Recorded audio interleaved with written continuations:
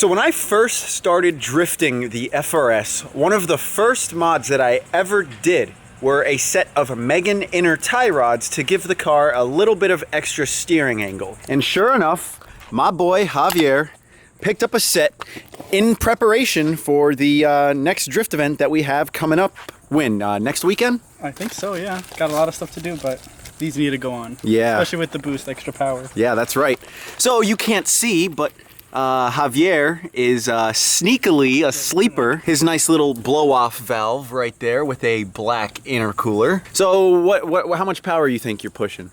Maybe like 300. Just 300? You're just running wastegate, no boost controller or anything? No, just wastegate, 10 PSI. It's quick enough though. Yeah, it's fast enough for being a daily driver. Oh yeah, especially. Try not to blow it up, so. Yeah.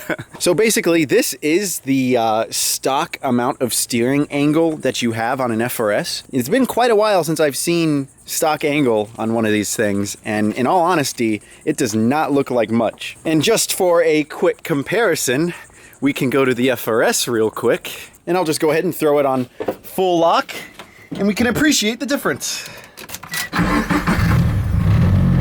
Turn it on, turn the wheel, and there is quite a big difference between the two. But then again, I mean, this is like full knuckles and lower control arm and extended tie rods compared to just the simple inner tie rod that we will be changing out. So if we look right here, this is all that we're changing out on his FRS to get probably a good additional 5 to maybe 7 degrees of steering angle, which is honestly plenty. But now that you're boosted, you can actually use all of your angle as opposed to having to deal with stock. So while Javier and I knock this out on his car, I am going to go ahead and figure out what the heck I'm gonna do aesthetically with the FRS, because both the front and rear bumpers are pretty beat up from all the wall taps and just scraping everywhere. So that's what I have planned, and I guess, Javier, we'll go ahead and start with your car. It's hot today. Yeah, it's a spicy one today. Oh yeah.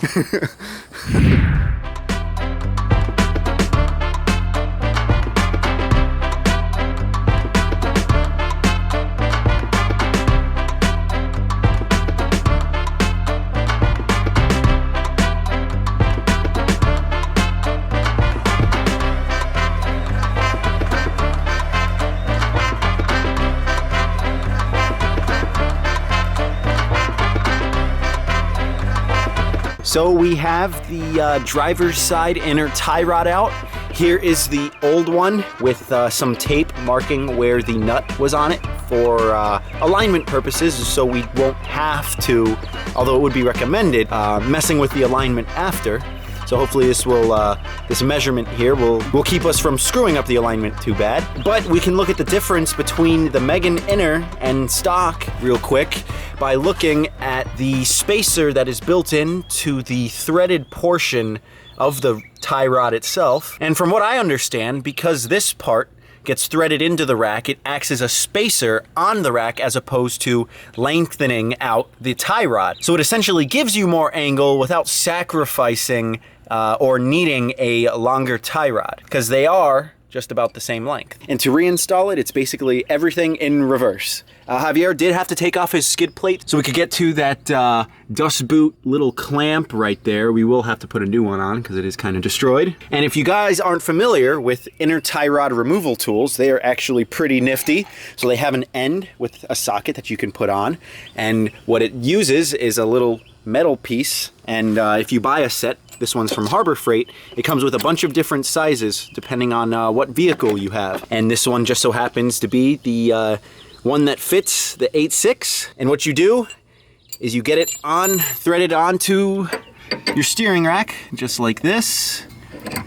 And then this little piece gets slipped over on the back side.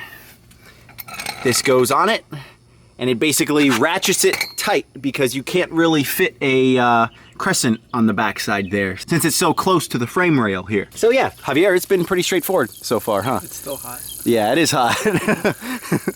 So now Javier is measuring the distance to the end of the rod in comparison to what is shown with the old one with the tape on it. This should prevent us from needing to realign the car when it's done, although it might be a little off, so it wouldn't hurt to get a fresh alignment. Once that's all said and done, we can put the rod end on and then put everything back together. So we just got done with the driver's side on Javier's car, and while he finishes up the passenger side, I am going to go ahead and figure out what I'm gonna do with this rear bumper here. For those of you that don't know, or maybe if you haven't noticed, on FRS and BRZs, you typically have a rear diffuser here that has the reverse light piece on it. Well, I went ahead and removed it, and you can still see a little bit of residual black plastic from when I used an angle grinder to cut it off. And part of me lately has been wanting to get another bumper, because now that I have a dual exit exhaust, it looks better. But because I am planning, or maybe one day planning, on going back to a single exit, I'm not gonna worry about getting another bumper, at least for now. But this one has seen better days, especially now that I have another crack growing right here. And when Drift Dad and I were out at the compound, the crack allowed the bumper, at least this corner, to fold over on itself and get partially melted by the tip of the exhaust. So that doesn't look all that great. So maybe I could get some touch-up paint or something to make that look a little better. But I figured while the bumper's off and before I reinstall it, I might as well do another one of my famous zip stitch jobs, because this one that I did over a year ago is still in pretty decent shape.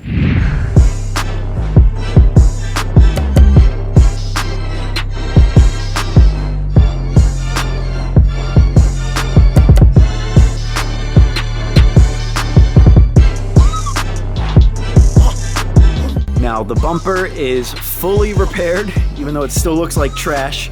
At least this crack won't propagate any further because of the medical stitches I have applied. Now we can go ahead and put it back onto the car.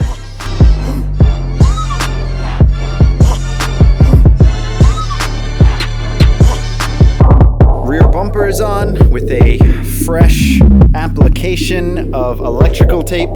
My boy Joan, who helped me electrical tape the cage for protection purposes, would be very proud of me right now for this job that I just did. And now I'm moving on to getting the front bumper back on.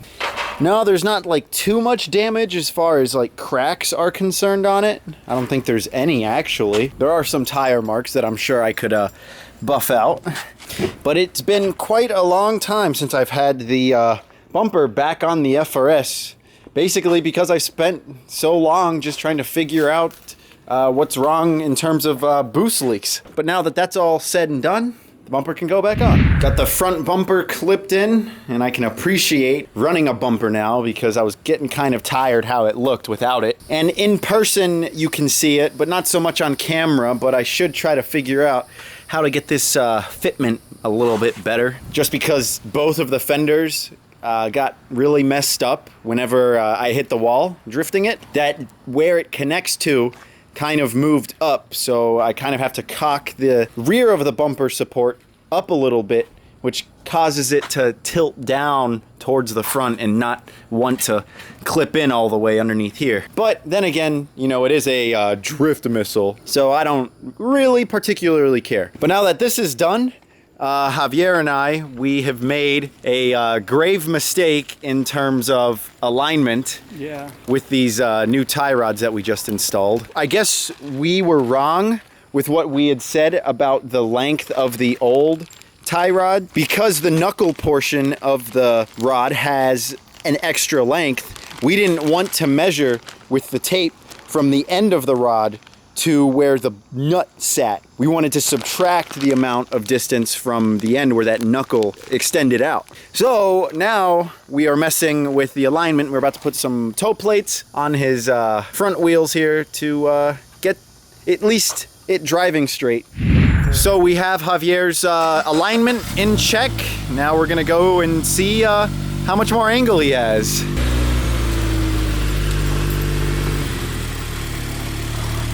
That's a decent amount more. That's for sure. I felt it rub at full lock. Oh, geez. Well, but I mean, I can always hammer that in. Yeah. So let's see. Yeah, you can see it rubbing back here. Really? Put your hand on it, yeah. Oh, you can feel it? Yeah, but it's fine. I mean, Yeah, I guess. it's a drift missile. Let's look at the old picture. All right, let's see. Look at this difference. Yeah, that is a lot more angle. Holy crap! Yeah. All for what? Like $95 shipped or so? It's like $90. $90? I'm telling you, this is the best bang for the buck drift mod possible. We gotta go test it though. That's what we need to do. We're going right now.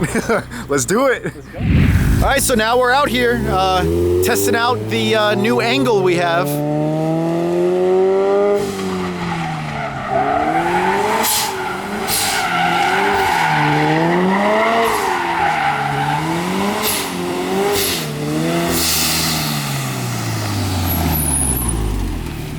I'm trying to tell Javier to go in for like a little entry of some sort, just so we can get some good practice.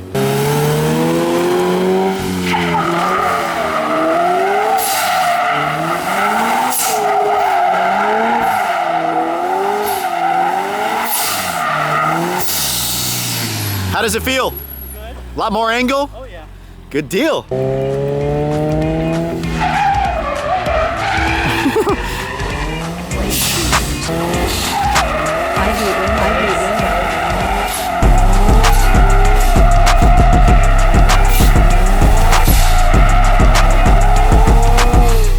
So there you have it. The best, cheapest, most affordable angle mods for an FRS.